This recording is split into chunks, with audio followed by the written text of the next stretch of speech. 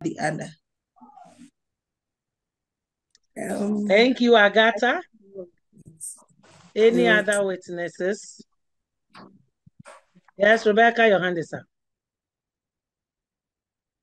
Yes, sister. After the definition, you also talk about, if we look at the introduction, we take into consideration, realize that curriculum doesn't pertain to the area of education.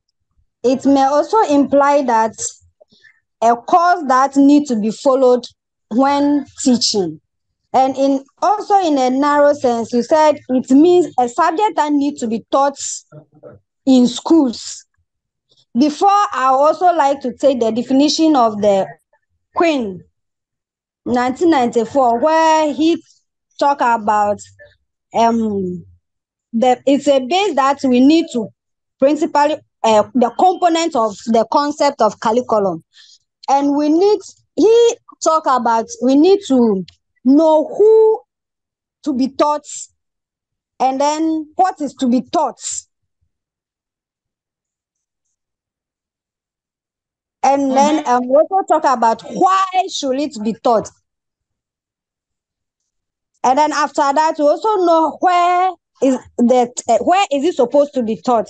So you also set an example of the principal of schools, how the principal is choosing, how the assistant principal is choosing, as it followed like that. So I think that's what I also. Hey, Rebecca. Sister. Where did you get those things from? Sister, how they are chosen. Did you say that? Some more. Hey! Hello, Rebecca. Hey. Hello. How did you arrive at that? I didn't get that concept well, so that's what I can. I jot something down, so that's what I can remember that I jot it down. And you have to put it up. Oh, Jesus. Massa. I said that's what I jot, so. Don't mind them. When we ask them to talk, did they talk? You see, midwifery, your attitude tells me that you are not ready for this class, this curriculum. And I will not scare you, but curriculum is one of the toughest courses in education. I will not lie to you. And so you keep on with your attitude, no?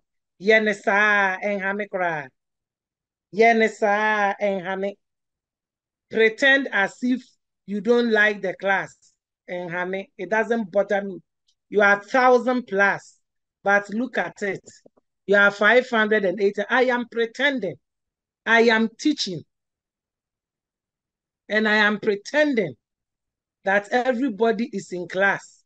Even reps, some of you reps, when you were sending the list of students who didn't get good, you just sent it to me, bam. I've been asking myself that, do you people have a fight with me that I have no idea of? Because as far as I am concerned, when I taught you, there was no quarrel. The only thing you people find difficult with me is that I am disciplined. That one, you can't take it away from me.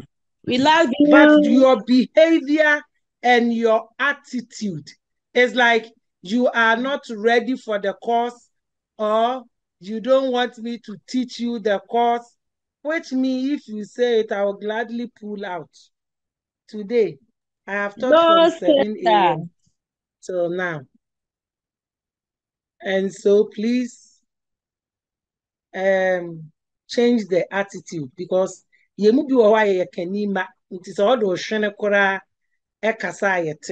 much as I don't see you, I feel the vibes. Some of you are vibrating negatively. Now, if you are a rep and you are just vibrating negatively, I mean, how do you even advocate for your students, the students you are representing? You come to a lecturer's page, the person says, bring send list of students who don't have a group. Now they are better bam any It is not courteous. Me, there are certain things I won't overlook. I will tell you, it is not courteous. Don't greet me, but at least let me know that you are sending something. Thank you, Francisca. It is not courteous. So learn some of these things. And I keep saying it and I'll say it. For the sake of you being able to learn, let's maintain the teacher-student relationship. It is not forced. Don't be friends with me. And yet force.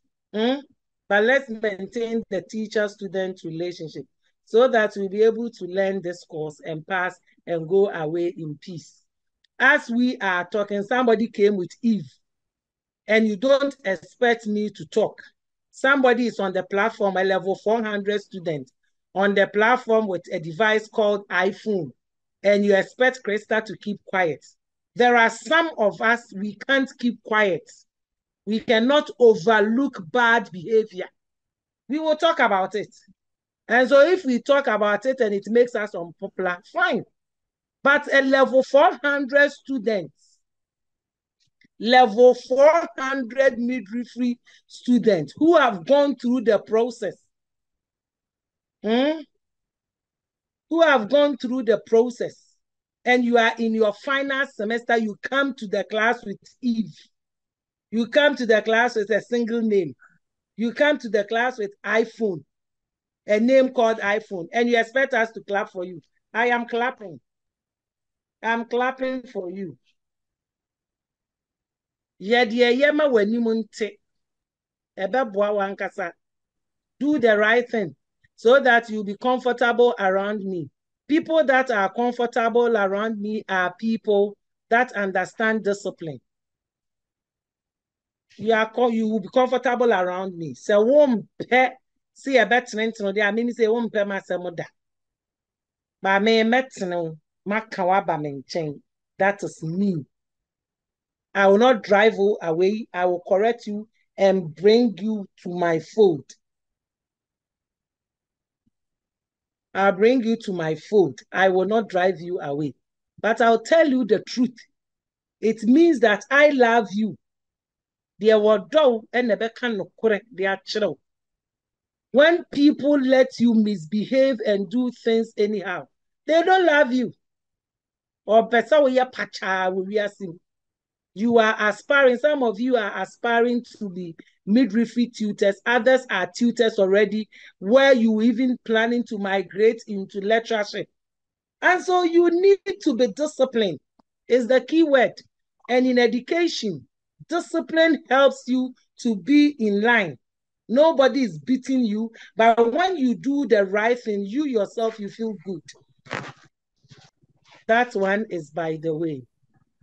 Last week, we started talking about curriculum.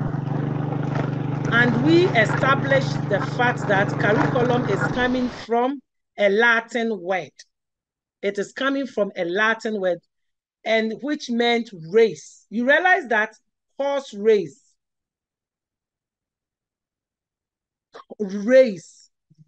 horse race. Kumasi, we have a race course, but that race course is being used as a market. When I was growing up, when I said it, the regular students were laughing. When I was growing up, I grew up in an area called African Bungalow. That is the English name. African Bungalow. And we were having prominent people like Cromwell, say, Joe Appiah, even Alan Chamatin, that is where he lived, and his mother is there. A whole lot of people there.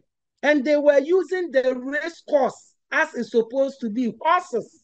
People were owning horses. If you watch movies, foreign movies, you see how rich people have horses and they take them to these race courses so that the horses will run and they bet on them.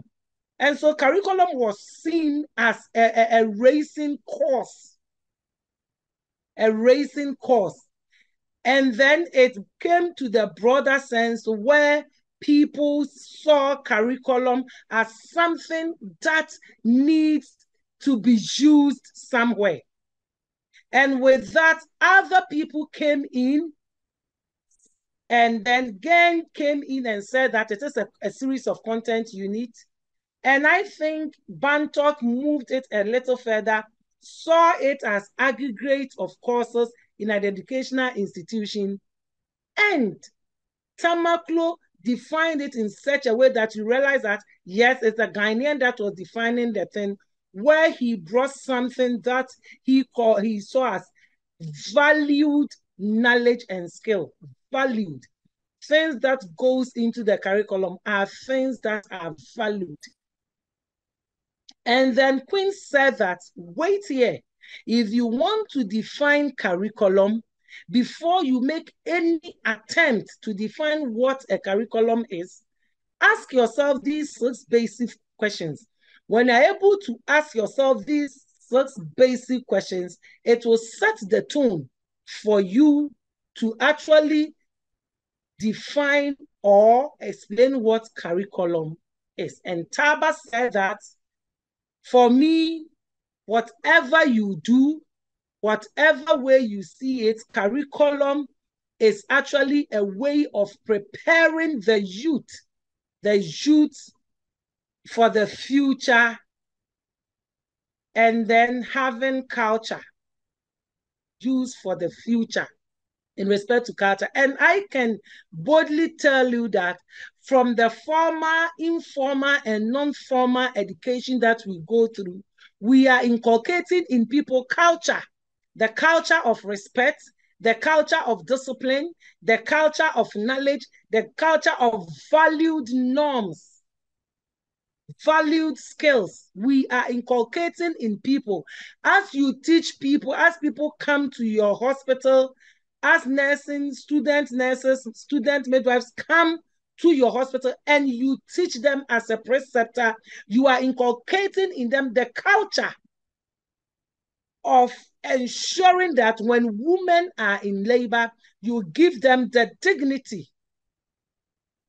You give them the dignity to do what is expected from them. And as a culture, you are inculcating in them the midwifery culture. That's why I love Taba's definition so much. In all that we do, we shouldn't forget about the culture of it all. And then we came to the relevance, the criteria, and then we said that for a curriculum to be useful, the curriculum should be relevant. And I come back and say this.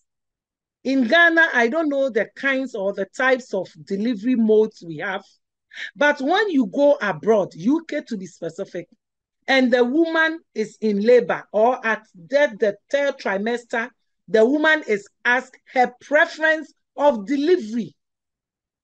And it can either be home delivery or hospital delivery.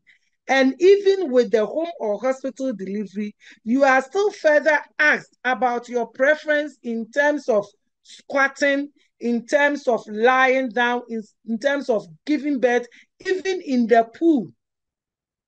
So we ask ourselves, the curriculum that we are using to teach the midwives, is it relevant? Is it relevant to our system? Is it relevant to our culture and our traditions and our norms? Is it relevant? If it is relevant, then let's move on.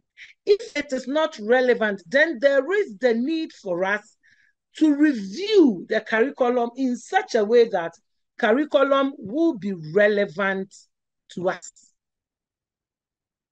Then we also talked about curriculum being diversity. There's supposed to be diversity in curriculum. We come from different ethnic groups, ethnic backgrounds, different races, different sex, different colors.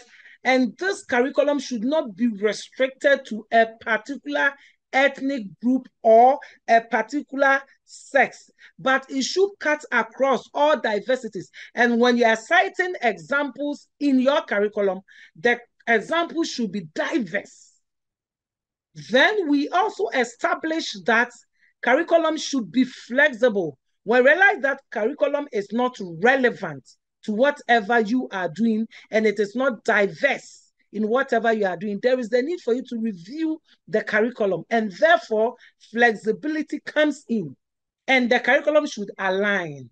It should align with practicals. It should align with the job descriptions. It should align with the job. So the theoretical aspect of things that we teach in school should align with the practical things that goes on outside the four walls of the school. And thus, we should be able to do. And then finally, looking at the criteria and concept of curriculum, we realize that there is continuous improvement. You have to improve on the curriculum, but you don't improve on the curriculum in the middle of a semester or in the middle of a term or in the middle of an academic year. Let the academic year end, and then you can review the curriculum. Sometimes at the end of every 4 years, a curriculum is reviewed, taking into account relevant diversity, alignment, and flexibility. Then it comes back to continuous improvement. This afternoon, we want to look at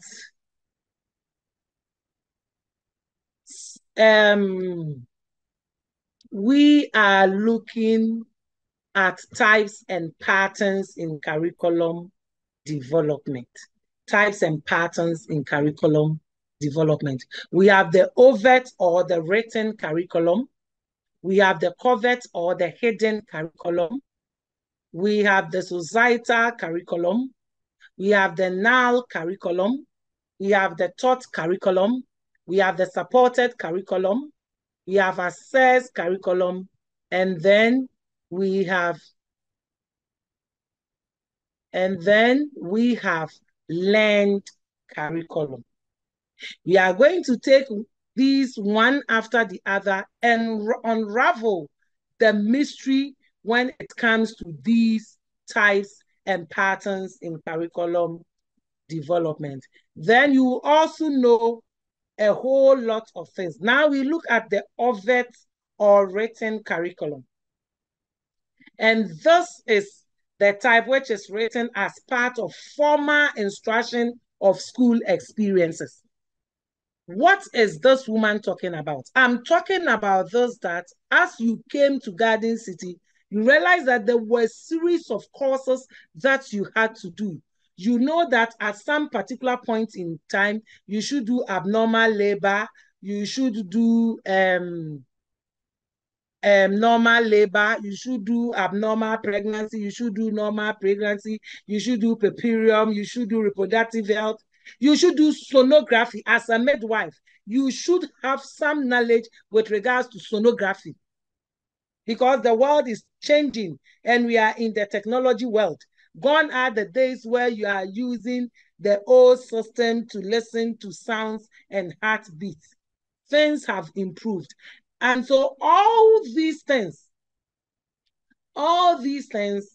are part of the formal instruction of the school experience. And so sometimes you look at your curriculum and then you are asking, because your predecessors did something, and there are so many things your predecessors did that you are not doing.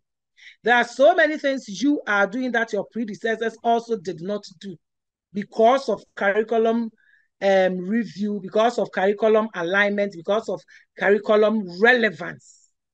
And so sometimes there are dynamics, but then there are certain things that cut across every curriculum, irrespective of whether you review it or not. As a midwife, you should be able to do anatomy and physiology of the reproductive system. It's part. And so if it gets missing in the overt or the written curriculum, then there's something wrong. You know that you should look at normal and abnormal pregnancy, normal and normal labor. These form the core of midwifery. And so it has to be part of the curriculum. And so we say that anything that is part of the process of formal schooling, right from the written lesson plans that you did, and activities to textbooks and films, presentations, and all those things, is what we call the written curriculum or the overt curriculum. The written curriculum. Then we look at what is happening. This one is supposed to be the covert curriculum. I'm coming. Yeah, the covert curriculum. The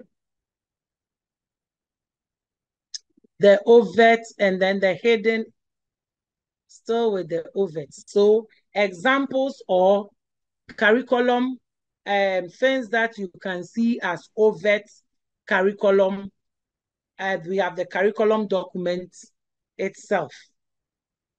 We can show you the curriculum document, which has everything in there. Ante Edupoku Abigail, please put off your video. You are not so much passionate about your video. Put it off for me. Say a year now will call you, say hey now will call you. Somebody should call her and prompt her to put off her video. Na midwifery for the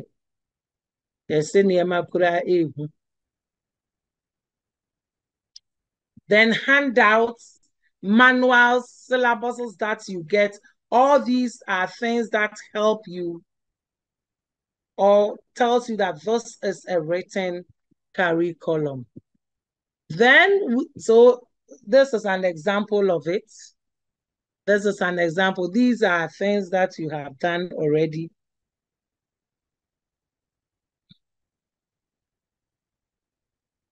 These are things that you have done already. You've seen them, you have some before, you've seen some before. This is the registered general nurses, and this is 2015. These things have even been revised. Then we are asking ourselves, what is a hidden curriculum? If we know about the overt or the written curriculum, what is hidden curriculum? This curriculum, this hidden curriculum, is those aspects of the educational environment and then the students' learning, which has not been expressed in the curriculum, but it is related to culture and ethics. It haven't been spelled out in the curriculum. It can be in a policy, but that when you come here, come with your full name, your official name. These are things we learn. You have learned so many things that was not part of the curriculum.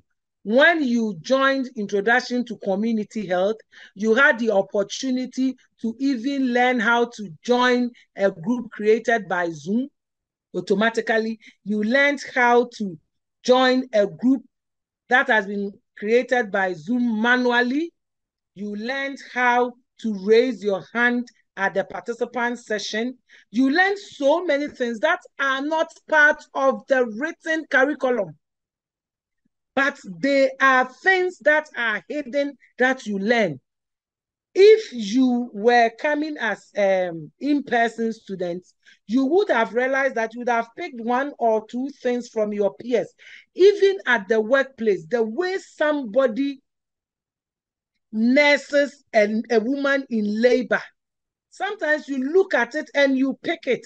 It is not part of the curriculum, but you are in school and the learning environment is such that there are certain things that you will learn which is not written in the curriculum. And so they are not just, they are not deliberately planned, but may modify behavior or influence learning outcomes. Nobody tells you that go and learn or do this to learn or do that to learn. But because of the school environment, sometimes because of the way the administrative structure is, you learn it. There are some of us, we don't like going through the right channels. But when you come to school, the administrative structure is such that you will conform. Because if it says that you have to first off go to your HOD before whatever you want to go get across upwards, you will use that. When you even go upwards, the system will bring it down for it to go through the process. And so these are things that are not written. It is not explicit in the curriculum, but we learn it because of the way the school environment is.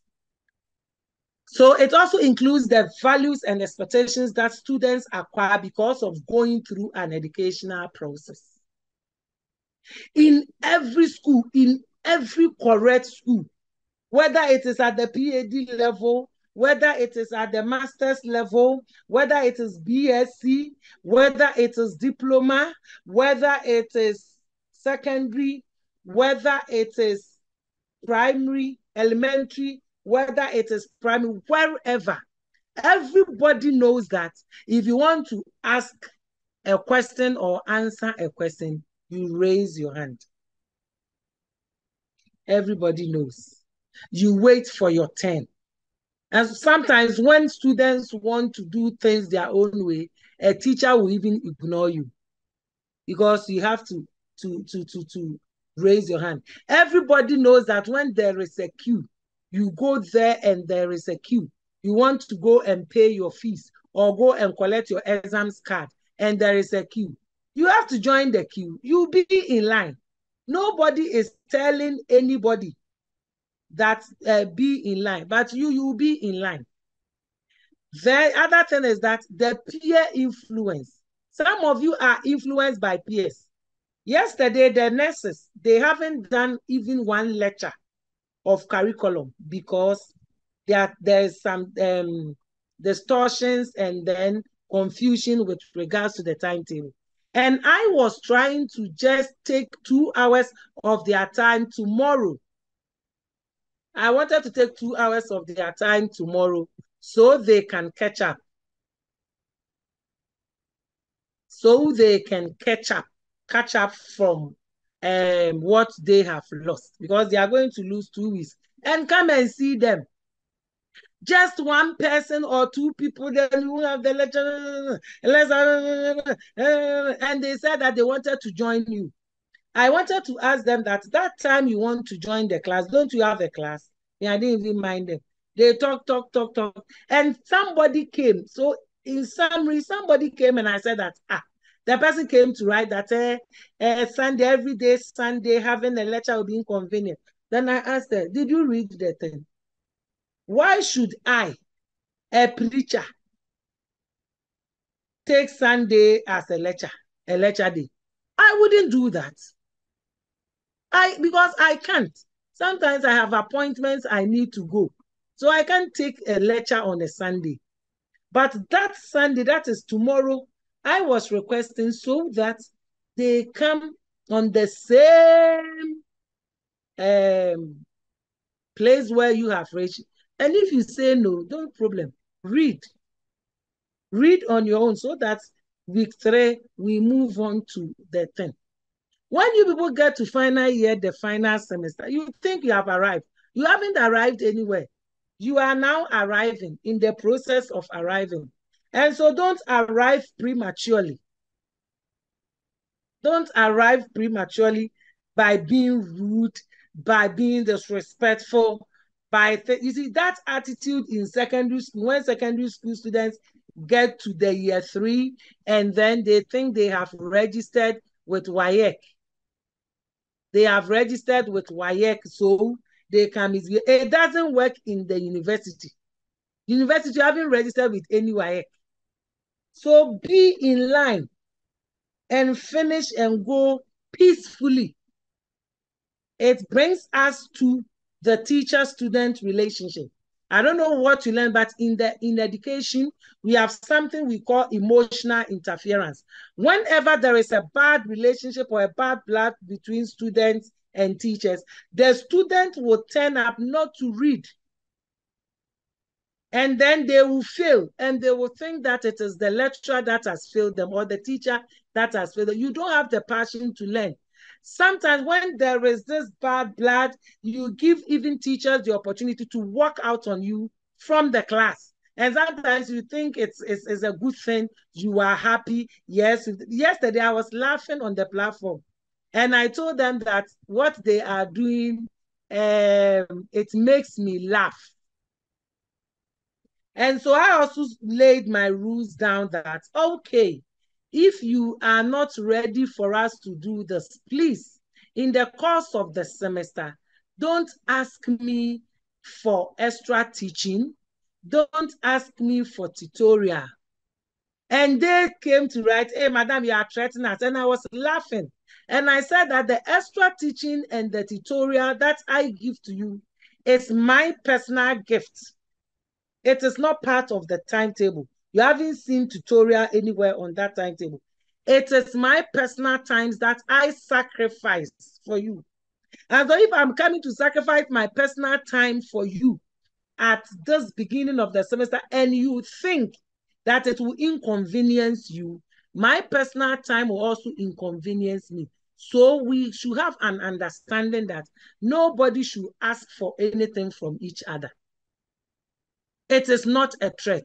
And one of them actually can say that, please, you can't eat your cake and have it. I said, thank you.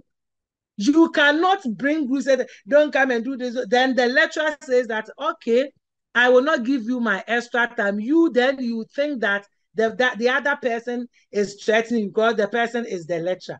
I said, I'm not threatening you. I'm telling you for a fact that if you cannot use your own time for us to do this, when the time comes and you don't understand anything, I will not use my time to do tutorials like I did for you you see, I've taught them more than you. I taught them in level 3 the first semester, second semester, final year, first semester, and then the second. So I've taught them 4 times, and all these 4 times, all the 3 times, I have done more tutorials with them than any class that I have ever done from my own time.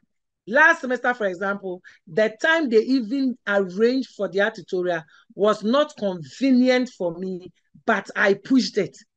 And now coming to do things on your own by yourself because you are giving 2 hours of a Sunday that is not even convenient to me, but I am sacrificing. You think that it is so inconvenient for you, you won't do a lecture, but you want me in the course of the semester to do lecture for you. I said, no, we have had understanding. And they think I will forget. I've started. They won't get anything. Because the interesting thing is that sometimes I marvel that a lecturer tells you that I'm just saying you won't do. I told their coordinator, she said that, oh, I said, me, I won't do. Because I even remembered in the tomorrow, somebody has invited me. The person is opening her restaurant. There will be free food. So I want to go and eat free food. So I can't sacrifice. That is it. The relationship, the peer influence. Some of you, your peers push you. Your peers push you in such a way that, oh yes, your peers push you in such a way that you misbehave. On a norm, you are respectful, very respectful person. But peers push you, let's do this, let's do that, and you do it. With the free food, I'm going to eat free food. I won't mind them. Sure, free food. Me kodibi. Me who say I'm saying benkune tilapia na se bibi. Me kwa kodibi free food. Mama now free food there. They say food is expensive, so if you get free food, it is okay. The location say, hey, sister, you want the location to come and chop to reduce the quantity. Maybe they can even parcel some for me to bring. Hey, please, please. No, I will not tell you. I will just not tell you. And so this is the hidden curriculum. Then let's look at the null curriculum. What is a null curriculum? What is a null curriculum? It is also known as excluded curriculum. And this one is any subject that is not taught in school. Courtesy for boys and girls. Is it taught in school? Is it taught in school? How to be courteous, how to be polite, how to respect. Is it taught? Things that students do not have the chance and opportunity to learn. Sometimes we hear people talking about efie nyansa. Honestly, you can go to school and attain all the people have 3 PhDs, people have 3 masters. Me, there are certain things I won't do. 3 PhDs, not 3 masters, no, maybe they are there. People have PhDs, they have masters, they have all sorts of things. And there are so many things that are not taught. There are so many things that are not taught. If you get the opportunity to hear it, maybe whoever is teaching wants you to hear it, but it is called the null curriculum. I've seen people writing, some are taught. So write some of the ones that you think are taught, and let us see if it is called,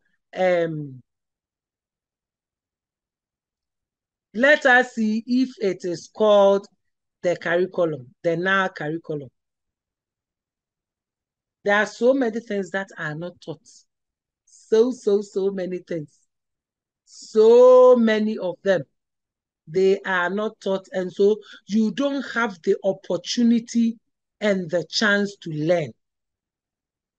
You don't have the opportunity and the chance to learn. So those of you that think some are taught, no, let us know. You don't have the opportunity to learn. Mannerisms, etiquettes. That's why these days people do this formal thing. They call themselves, I'm a coach. I am coaching people. You see, in our life, we were not taught how to even marry. We are not taught how to marry. And so you go into marriage with some funny concepts. Nobody tells you that you come to school and you are going to be taught that when you see an elderly person, carry their load or whatever. So many things are not taught. They are now curriculum. You don't have the chance to learn them. You don't have the chance to learn them in the school. Not that you won't learn them. You will learn them, but not in the school. Because the school curriculum is such that you will not learn them. It is not part of it. And what happens is that the now curriculum gives the students the impression that these materials are less important. That is why even sometimes the thing that you are doing, the midwifery that you are doing, sometimes you think that other people's courses are less important. When we went to UCC, I went to UCC for my first degree, and there was something we call a liberal course. What happens is that if you are doing something in the arts or the humanities, you are supposed to take a liberal course in the sciences so as to have a feel of what goes on. We joined a class called Man and His Environment. It was a chemistry class, and we were even taught how to make this soap that people are now using to get money. Soaps and all those things. So we say that with now curriculum, the learners learn things based on the absence of certain experiences, interactions, and discourses in the classroom. Somebody told me, I don't know about you, the midwives, but somebody told me that the nurses general platform, year 4, the person told me, sister, the way they can insult themselves Wow, on a platform that you don't know many of the people. If you're at Asankregwa Center, you know only Asankregwa people when you are coming to write exams. And so you don't know people. Some of them, you even know them by face. Some of them, you don't even know them by face. You don't know them by names. And so you will not be taught. Nobody will teach you how to behave on a platform. No one. And if you don't learn these things by yourself and through experience, you'll be disgracing yourself. You just type anything. I was telling them, anything that comes to a CODeL student's mind, the CODeL student thinks that they have to type. Especially when they get their results and they realize that, let's say somebody gets the results and the person has 20, which most of the time, not all the time, most of the time, it's possible it's just a 1 mark. It's half of your mark, maybe your continuous assessment or your end of semester. That one notwithstanding, your continuous assessment plus your end of semester can actually earn somebody 20. But CODeL students, I don't know, you think and believe that as CODeL students, you shouldn't fail. And so when they get their low marks or whatever marks, that students think that it is not for them. And I don't know who also tells them that go and ask the course lecturer. Hey, when they call you, oh, you will know. You see, there will be different people that will call you. Somebody didn't, I don't think the person even called me. Either the person sent me a message or something. The person got into a chat with me and then we chatted for some time. The person brought, I said, oh, I don't think this is your, the person said that, I trailed in intro. Then I told the person that, I don't think anybody trailed in intro per se. There are some people that their second, their scannable thing didn't come. There are some people that their scannable came, but they had issues with their answer booklets, and so it's being looked for and all those things. Somebody will come politely, and so you also have the time to answer the person, educate the person, let the person have a peace of mind that, oh no, let me take the opportunity to revisit your issue. Another person with the same problem will come, and the person will just go, hello, sister intro, I got FY. And it's like, hey. Then the next reply is, I don't know. Then you go your way. And sometimes you just sit there and you ask yourself, you have issue. You want to verify or you want to seek clarification, and you are coming with anger. Who solves a problem in anger? Me, you can't blackmail me emotionally. It won't work. I am a psychologist too, a behavioral scientist. So when you go, me, I just listen. Sometimes if my ears are paining me, I just cut the line and be my somewhere in peace. And sometimes they type and the kind of things they would type. Me, I won't mind you. I will just not mind you. I will read and you get the blue text all right. But I will not mind you. Because I will not have you come to my page or call me to disrespect me. I won't mind you. So you talk and talk and talk and talk and talk. When you finish, you cut the line and you go your way.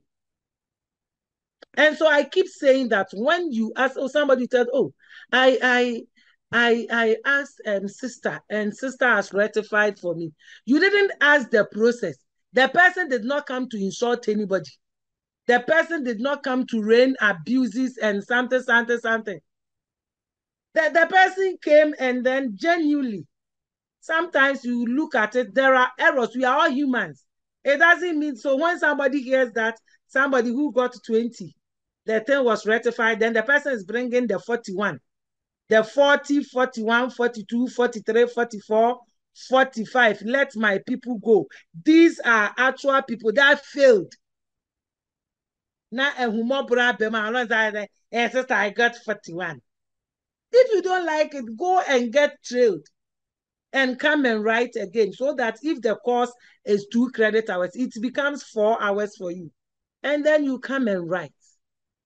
When also you write a receipt, don't assume that you've written a receipt so you have passed. You can also trail again when you write a receipt. So that's one to find the results. These are things that you are not taught. But experience will tell you that learn how to speak with people. Experience will tell you that there are certain things that you don't know. So in the course of some of you, you tell your reps that you don't have a group. The rep tells the lecturer that this person doesn't have a group. The next minute you see the person coming to your DM, and I told my rep and the person hasn't done anything about it. Why will you say so? You haven't even seen whether people who don't have groups have been added.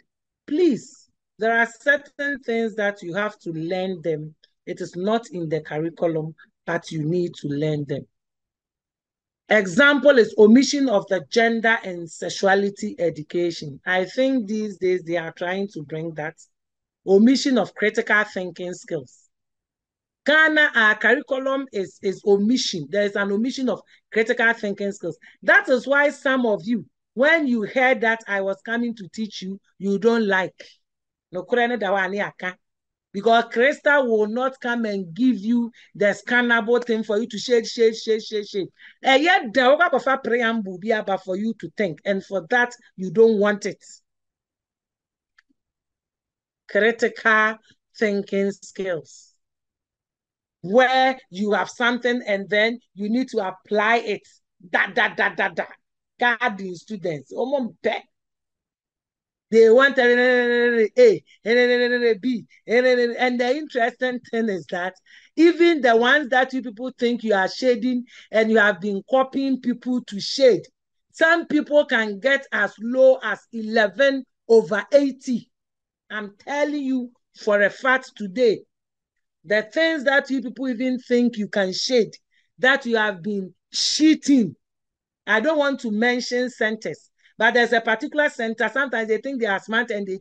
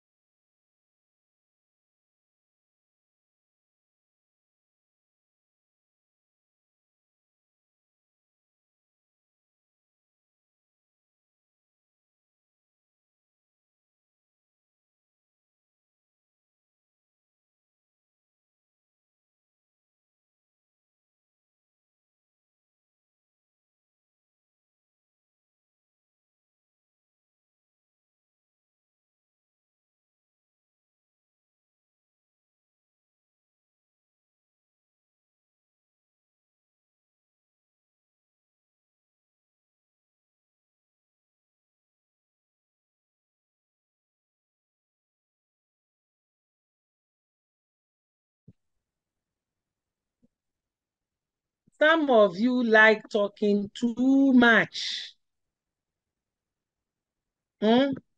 Class reps, you have to learn to do this with us.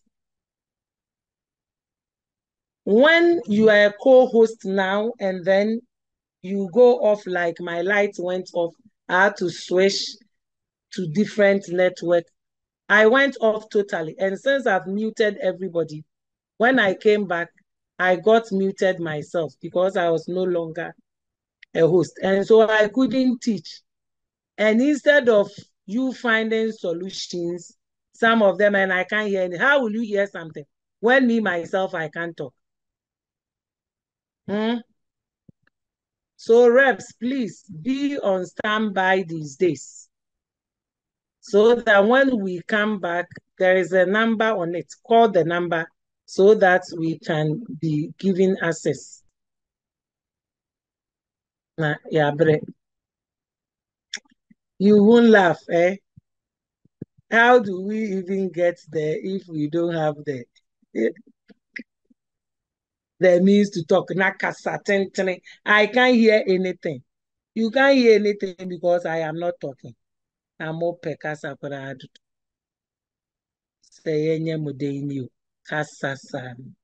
All right, so we're talking about the now curriculum. As for ECG, these days, my house, it's like a madman is standing somewhere. They do it pre and they put it on, pre, they put it on, pre, they put it on. I don't know what is happening. Pre, they put it on. And you people like talking. And it's like, I'm not hearing anything. If you're not hearing anything, I should move from Kenya to Virginia to Tafo. Hey, Bitriti Jai, Tafo. There are certain places where if you give me a house there, I will not come. Tafo. And what they say, Ebuakwa, Kanoso. Those places, no, please. Let me be here. And when I grow up, I will get money. Then I'll buy myself a plant in my house, so that when the light goes off, I can switch and use the plant. Hey, Tafo the lie there, Tafo. So somebody asked me, where do you stay? I will say Tafo. Look at how my mouth is. Tafo. Ah, no. Oh, no. No. No, no, no. I thought you were coming to say Atasomanso or is Tafo. Hey, Tafo the lie, babe. Tafo. Tafo. Look at it, Tafo. The way you say it, all your mouth is Tafo. Tafo. Ah, no. No is a no, no, no. Kentin Chrono. Kentin Chrono. As a woman, Kentin Chrono. That is where I lived the very first time I got married. I stayed at Kentin Chrono. Then I came to live at Bomso. Then I came to Ayediasi new site. Then I went to Amanfrum, the Barikesi Road. Then I have landed here, Jinyasi Ramzia. I have landed here before. Here, here that I have landed, going to Garden City, even if it is far, it is not far. Going to town, now that they have given me a dual carriage road, going to town is without sweat. Let me be here.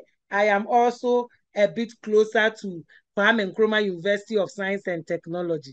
Please, Tafodia, no, no, no. No way.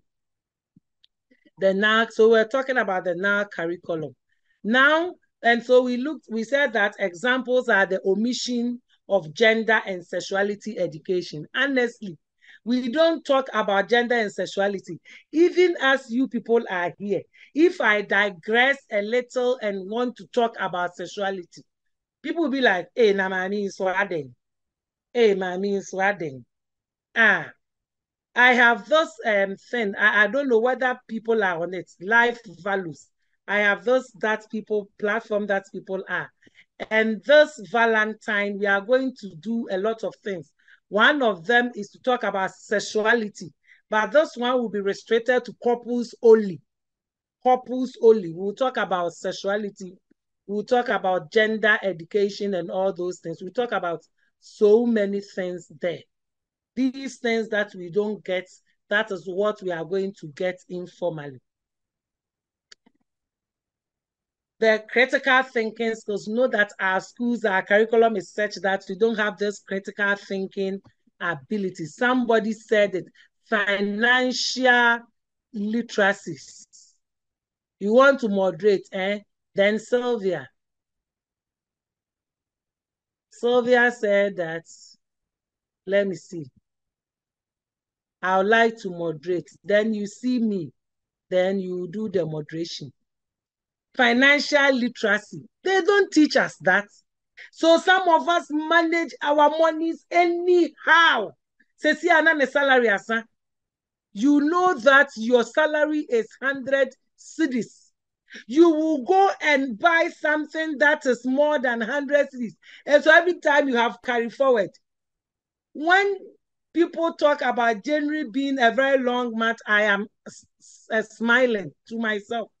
I tell myself that it is not the month of January. It is just that you people are just tying the thing to January. Our salaries, no, if it is not sufficient, every month there is carry forward. The only thing is that Christmas, people do a lot of unnecessary spending, which bloats the budget. But believe you me, you can do this. Omission of information about indigenous cultures. You ask somebody, where do you come from? The person will say,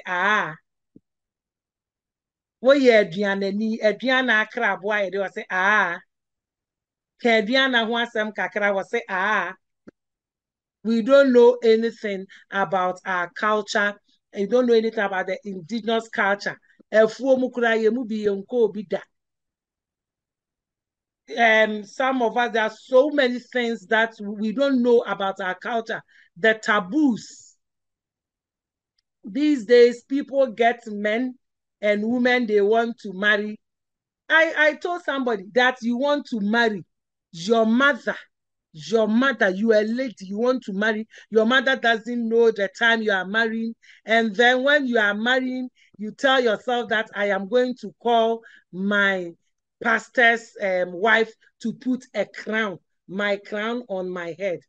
Unless your mother is dead and you have taken this person as your mother figure, me, I don't support. Because my mother is a witch, blah, blah, blah, blah, blah. Hey, sister, please. And so because of so many suspicion and all those things, you've turned so many cultures upside down. People will not discuss their marriage with their parents, their mothers, blah, blah, blah. And then they go and invite them. Hey, media, I can't do that. Even if my mother is a witch, let me go and tell her. If the man doesn't marry me again, then I know that my mother was a witch. Your mother is alive. People are crying. Their mothers are dead. Your mother is alive. She is not into any serious work. You have given birth that your mother can come and sacrifice herself and live with you as long as you want to look after your child for you, and you are sitting down there, church mother. Church mother, mother. So there are omissions of information. Then omission of information about the history of racism and discrimination. These things are not taught, even if they are taught. Small things. Gender. I keep asking myself, who brought the gender roles? Who said that a man should be sleeping and reading and a woman should be, a girl should be cooking? In my house, it is not. If you're a guy, you will cook. If you're a girl, you will cook, you will sweep. All of us will be doing the same things. We do, and I keep telling somebody, I told somebody that, you know that they don't even teach us how to marry. Are you aware of that? Nobody teaches us how to marry. You see, they do not teach us how to resolve conflicts in a relationship. And so anytime there is a conflict in your relationship or something, the person thinks that you are sabotaging the person. The person thinks that I want to marry you based on the formula. That is how my father was marrying my mother. That is how my mother was marrying my father. Am I your mother? Is he your father? These are things that we should learn. I don't know how we are going to do it, but it is not in the school curriculum. It's the now curriculum that we should learn. You want to marry in the church will do, let's say, 3 months or 6 months pre-counseling for you, and you are done. Then you go and marry. I told my bishop that, Papa, we should be having a pre-counseling. We should have a post-counseling. Post, after people have married for 6 months or 3 months, bring them together and then ask them about marriage, how the first 3 months of their marriage, how they are going about it, the 6 months, how they are going about it, because every stage in a marriage is different. We are not taught how to marry. We are just not taught how to marry. It is not in the curriculum. And people that call themselves marriage counselors, they also go and sit on the radio and they say things, unnecessary things. I have been saying it and I will say this. The fact that you did something and then you did something, and because of that, at some point in life, then you became aware of yourself. Doesn't mean that everybody does the same thing. When I say it, people are laughing. It is not all marriages that have ended in divorce that the woman didn't treat the man as a king. So this formula that they say, sometimes I don't understand it.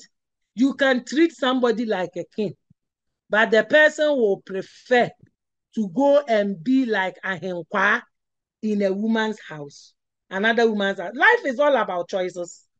So some of these things that we tell people, because you did this, that is why, if you are here and you are divorced, please don't let anybody tell you that it is because of this that you are divorced. Search through yourself. If it is the divorce, you haven't done anything to warrant the divorce, please don't sit down and blame yourself.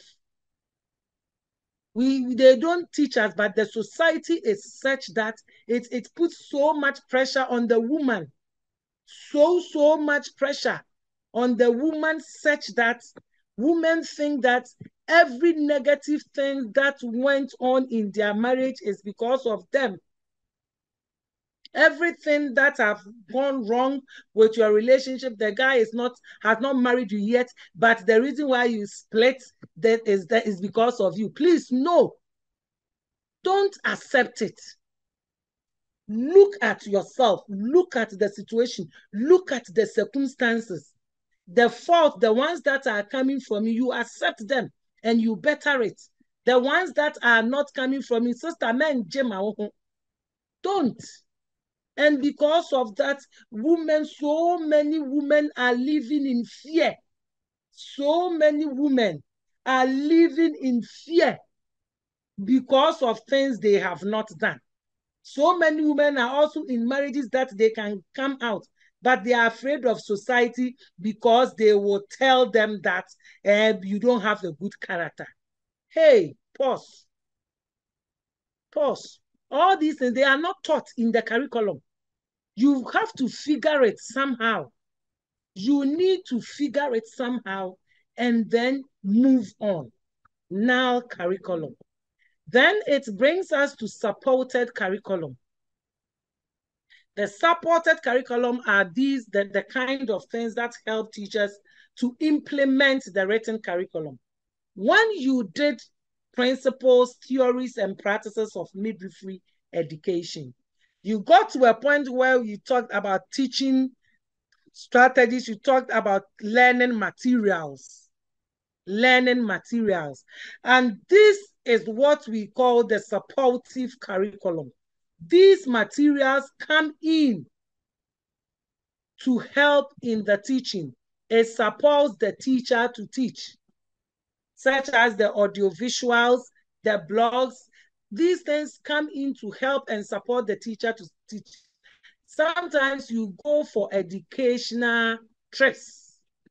You go for my regular students, especially the PAs, we have a lot of educational trips. We talk, I teach them adolescent behavior, adolescent healthcare, and we visit adolescent-friendly health center. We go to the immunization cold chain. We go to the CHIPS compound. We do all these things so that they also have an experience with whatever theoretical stuff they are learning. And these are all called supported curriculum. They support the teacher to unravel the mystery in the written curriculum. That is why when you went to school, you went there, they were teaching you basic nursing, advanced nursing, and all those things. The basic nursing, realize that at some point you go to the demonstration room, skills lab. You go there, and then sometimes they start teaching you how to inject orange so that you get the right thing. So all these things they are all visual, or they are called supported curriculum. They are things, materials that are given to support the learner. And you go for clinicals where you have a feel of actual people, sick people. Then you get to know the hypertension that they talked about. You get to know the diabetes that they talk about. You got to know that a wound can be infected. You got to know how to dress wounds, actual wounds. These are called supported curriculum. Then we have the taught curriculum. This is what the teacher teach day by day. And so when you did your principles, practices, and theories of education, realize that there was a certain time that you were planning to teach. And as you plan to teach, we have stages. We have the course plan, we have the weekly plan, and then we have the daily plan. You have the daily plan, weekly, and then the course plan is the biggest of them all, where you should have the whole plan in there. If you are going to do 4 months schooling, all the 4 months things is there. And then you have your topical stuff, you have your whatever stuff. That is for the course plan. Then you zoom into the weekly plan, where you break your course plan further into a weekly plan. Then you know that, yes, even if I know that I am doing this course every week, I cannot be teaching everything every day. And so I have to plan. I have a daily plan. Today, I know where I will be ending. If I end before the class closes, then yes. If I don't, then it means that I have to do it the other time. And so the taught curriculum is the day-by-day activity that the teacher does in the classroom. When I don't know whether you planned a daily activity last semester, but my students did. You plan the daily activity, you tell us the minutes that you are going to use for the daily activity, the activities that you are going to do, the teaching learning material you are going to use, the duration, the content and everything. So whatever a teacher is teaching, or whatever activity that a teacher is doing in the classroom, is what we call the taught curriculum. Then we have, so the taught, examples of the taught curriculum, when a teacher gives a lecture like I'm doing, when we initiate a group work.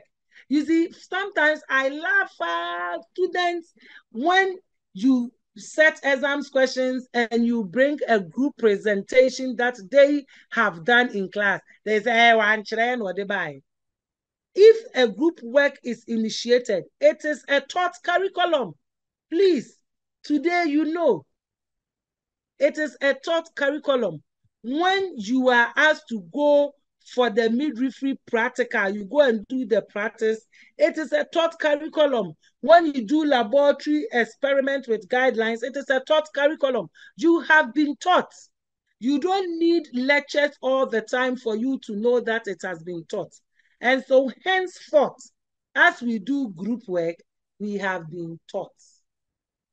You, Crowder, you are lucky that here, when you do the group work, I will try to explain and put you online. Some, they don't put anybody online. So whatever you have, you take it. And when it appears in exams, you do that.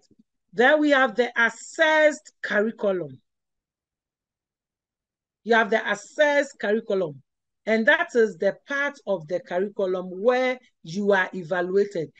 If I evaluate you from crane to crane, it is assessed curriculum. When students come to areas and you are given areas, the areas that you are given is the assessed curriculum. If you are assessed everything, it is also still the assessed curriculum. Then we have what we call the societal curriculum, social curricula. And this is the informal curriculum of family, peer groups, neighbors, churches, organizations, occupation, mass media, and other socializing forces that educate all of us throughout our lives. The reason why the educate is in quotes is that I find it very confusing when people refer to people who haven't been to school as illiterates. If somebody cannot read or write, it doesn't mean that the person is not educated. Hey, some of us learned even how to use the fork and knife when we went to the boarding house for the very first time. And when we observed some of our mates using it and we did it, it is what we call the societal curriculum. These are informal ways of learning so many things. Whether it is with the family, whether it is your peers, whether it is your neighbor. Sometimes you go to church, you meet somebody, and the way the person is praying, the person is lifting the hand like this, the person lifting the hand like this, you also do it like that, you also do it like that. It is societal curriculum. When you learn to speak the way somebody speaks, it's societal curriculum. When you walk the way somebody walks, when you pick things from your colleagues, in the profession, you go there, you see a particular person doing something, is so nice to you, and you do same. And so this is a societal curriculum.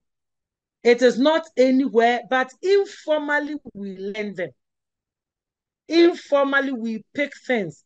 Sometimes you play with somebody such that then you begin to exhibit some things that the person does. You are influenced by the societal curriculum. And then finally, we look at the learned curriculum, the learned curriculum. And this refers to what students walk away with from a course. What do you walk away with? Einstein will tell you that whatever you remember is your education. So if you remember the jokes I crack in class, that is your education. The portion that you will remember, the portion that you will take away. That's why when we come to class, sometimes I ask this question, what did you take away? And people don't want to talk. Does it mean that you didn't take anything away? They include the subject matter and the knowledge you learn from a course. And it can also include additional changes in attitude and emotional well-being. This is called the learned curriculum. Any questions, any contributions at this point? Any questions, any contributions at this point? We have about 20 minutes. Let's get interactive. Let's talk. When you Philippa assembling, that a question has been asked you don't want to answer, you want to disturb the class. Patricia also say anything.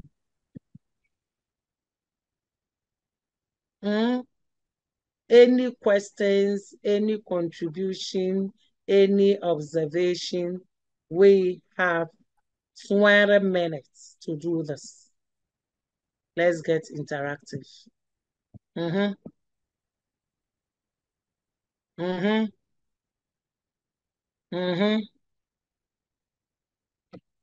I'm waiting. I'm waiting. Yes, Rita. Sister, please, good afternoon, good morning. Please, sister, I'm not clear on the access curriculum. If you can take it again for me, thank you. The access curriculum is what you are examined on.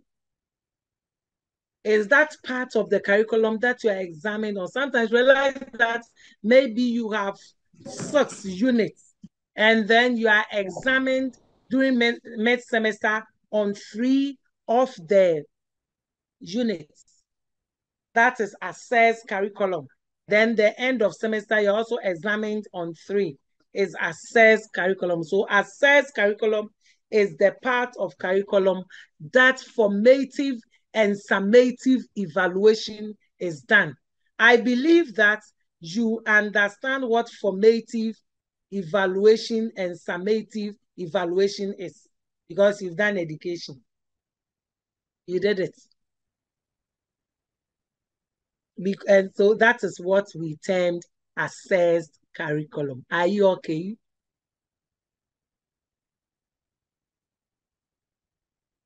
Shao. Thank you, sister. Please, my question is, if a lecturer is going to design a curriculum, does it mean the fellow needs to take all these 8 points into consideration, or is supposed to be part? It depends on the curriculum you want to design. Most of the time, the curriculum that we are designing is the written curriculum. That is what we focused on. We are just telling you that everybody or people think that the written curriculum is the only curriculum. And we are being told that there are different types of curriculum. There are different types of curriculum. And therefore, if something is not in the curriculum, it doesn't mean that somebody cannot learn it. You get the point. The curriculum, the written curriculum is normally used for formal education like this. That is why the Bantok said that it's an aggregate of content units in an educational institution. Then Quinn said that you have to ask yourself who is to be taught. And so most of the time they were restricting their definition of curriculum to the classroom. And honestly, when you talk of the written curriculum, everybody is looking at formal education. Everybody is thinking about formal education.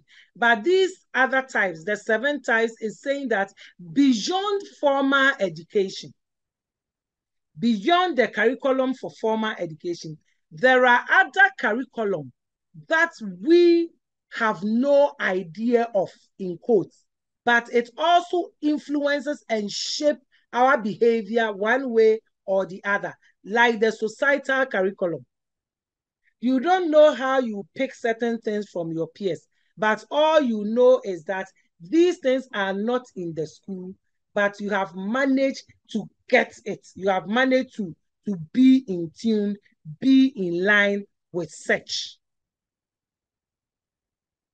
So it's not that when you are reviewing a curriculum, you see, when you want to do a curriculum, the criteria that we talked about is what you should factor in: the relevance, the diversity, the flexibility, the alignment, the continuous improvement. These are things that you will have to look at.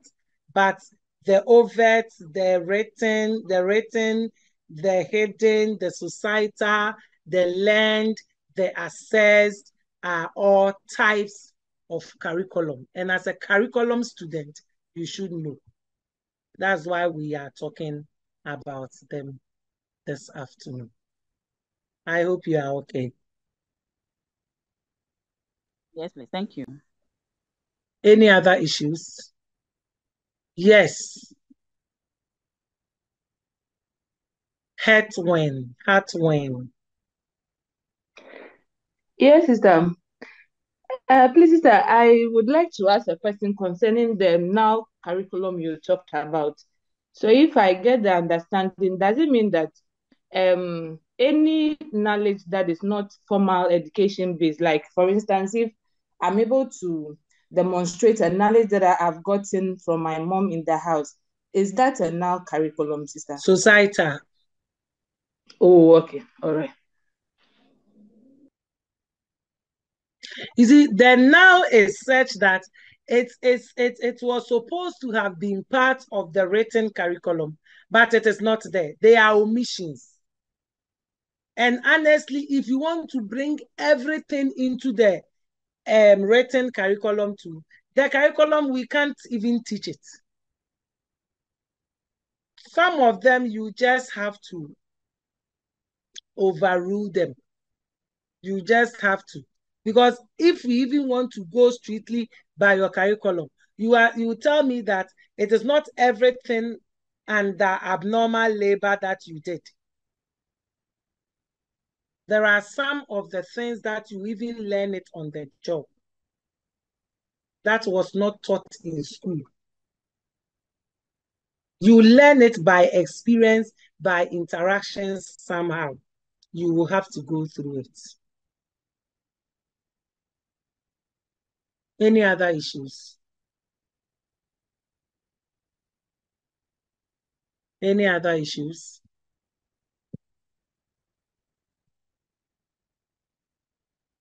Yes, Christine.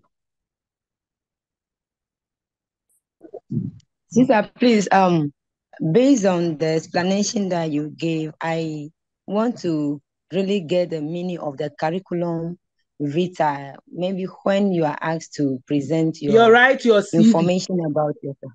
Your Yes. CV. Your CV has got Yes, nothing to please. do with curriculum you are doing. CV. Is it a French word or something? The CV is practically writing about yourself. You get it?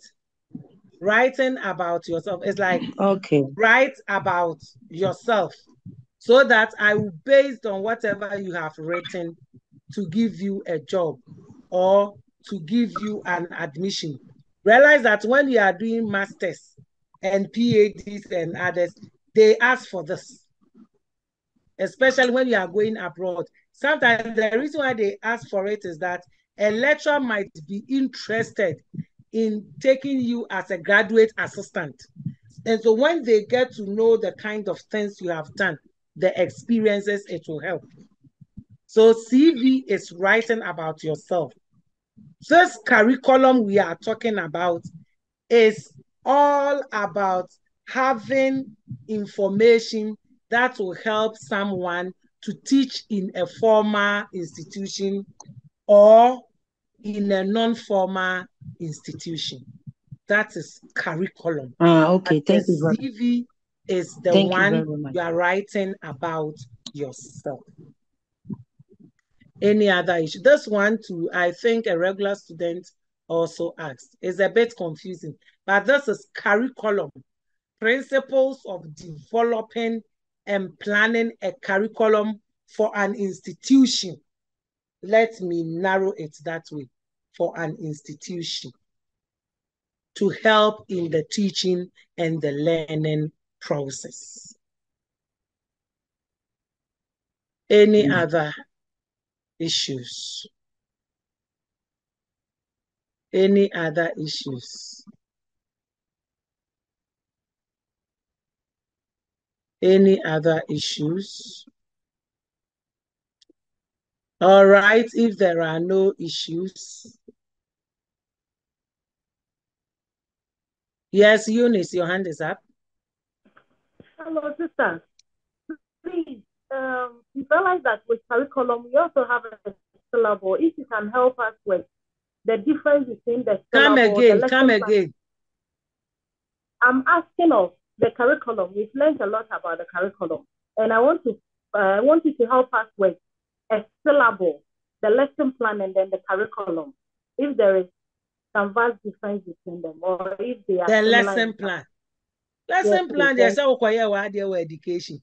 I didn't teach you education. Why should I teach you lesson plan? I just want to know the difference, if there are some similarities or they are totally different. No, you see, when it is at some lower levels, they call it syllabus. They call it syllabus. Course plan. Course plan is what you say something can. Realize that when we all came to Garden City, and then they told us that you are going to teach curriculum. You are going to teach curriculum. Okay, I'm coming to teach curriculum. Which is knowledge you gain after a lesson has been taught. Abigail, what one are you? Which of the ones are you explaining? Before you bombard us. It refers to the knowledge you gain after a lesson has been taught, like what you learn from a particular topic or subject. What is it that you are talking about? You are talking about somebody asking about the learned curriculum, right? The learned curriculum is what you take away, what you take home, what you understand. All these things that I am teaching, that I have finished teaching, somebody will understand only written curriculum. That is learned curriculum. Somebody will understand about 3 or 4 of the 8 types or so of the curriculum. That is your learned curriculum.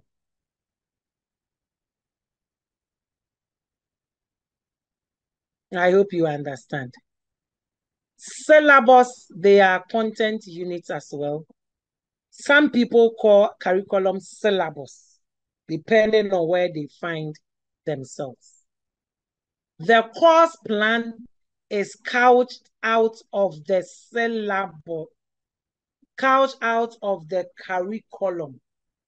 The course plan. Realize that you have the curriculum there. When I give you a typical curriculum, you can look at the NM because I'm not seeing you, so I can't give you a curriculum. But when you take the NMC curriculum, for example, realize that, or if I even give you a midwifery curriculum for Garden City, you realize that the curriculum is a book like this. It's something. So it gives you the course description. So it tells you the topic, the course itself, the credit hours, the blah, blah, blah, the course description. We are going to design a curriculum anyway. So the course description, it gives you the course description. It gives you the content and what goes into the content. It gives you the content and what goes into the content. When you are doing the course plan for the semester or the course plan for the term, you bring it and you couch it. And so you go by Gaines' definition, series of content units. And so when you look at the course line, a course plan, realize that the course plan comes with the topic, what is supposed to go under the topic. Then you pick another one, what is supposed to go under the topic, the duration will be the main duration and all those things. You are planning the whole curriculum to teach. So you need to get a plan. That is why when you get the course plan, I don't know how you were taught. That's why I'm very careful. I might have to bring an example of a course plan. Let's see. We have few minutes, just 5 minutes. I don't want to be cut off rudely. So Eunice, remind me next week before the lecture, remind me that I said I will bring an example of a course plan. Then I think we can take it up from there. There too, we will talk about the syllabus, the curriculum, and then the course plan. I hope it's okay, so that we can have more time to do this. This afternoon, we've been talking about types and patterns of curriculum. We looked at about 8 of them. We looked at the hidden curriculum. We looked at the written curriculum, the null curriculum, the assessed curriculum, the learned curriculum, the societal curriculum, and the taught curriculum. And we established the fact that the written curriculum is that curriculum that is overt. It is the one that we use to teach. It is there written for everyone to see and to know what is being taught. And the taught curriculum is what we teach on daily basis, the daily activities, with the assessed curriculum being the ones summative and formative evaluations are done on it. We end this lecture today. Next week, we are going to look at philosophies with regards to curriculum and education, and move further to finish with the concept of curriculum, and then we move on to the second unit. If you have not submitted names for people who do not have a group, please do so. The groups are many. The names are many. Some of you have even forgotten midwifery reps. So please do prompt me. Prompt me that whatever you are bringing is from Asankregwa midwifery curriculum, because I have nursing curriculum, midwifery CODeL, nursing CODeL, nursing regular, midwifery regular. And so the list or the charts are becoming more, getting me confused. Let me have it so that I can bring the final list before next week, Saturday. Enjoy the rest of your weekend and the rest of today. Thank you. We meet tomorrow, next week. Till then, is a child.